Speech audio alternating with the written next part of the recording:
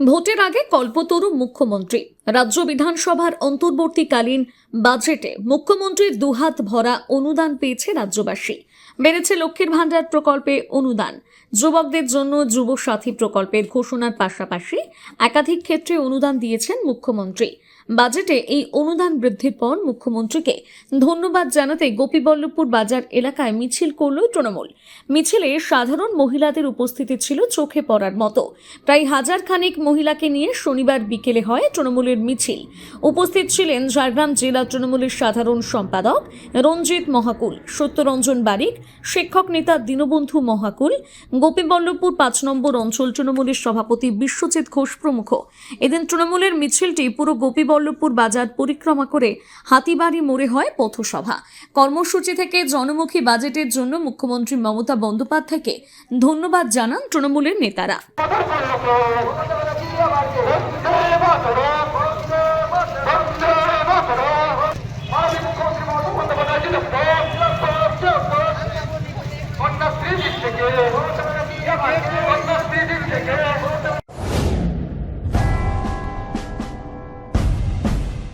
চিন্তায় পড়ে গেলাম, আমাদের এই বেলদা এলাকায় বাচ্চার জন্য ভালো কোনো ইংলিশ মিডিয়াম স্কুল কি নেই?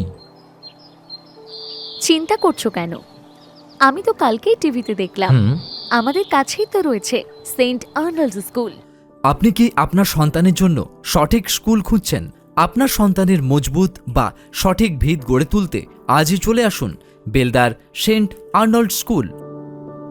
আমরা দিচ্ছি গুণগত মানের শিক্ষা সিবিএসই পাঠ্যক্রম অনুসারে, যা শুধু পুঁথিগত বিদ্যায় আটকে থাকে না, বরং আপনার সন্তানের সার্বিক বিকাশে সাহায্য করে। আমাদের বৈশিষ্ট্য: অত্যাধুনিক ডিজিটাল ক্লাসরুম ও সমৃদ্ধ লাইব্রেরি, উন্নত সায়েন্স ল্যাব ও মিউজিক ক্লাস, এবং এখানে খেলাধুলার জন্য রয়েছে বিশাল বড় খেলার মাঠ।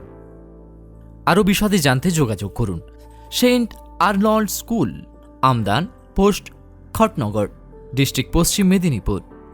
বিশদে জানতে স্ক্রিনে দেওয়া নাম্বারে যোগাযোগ করুন।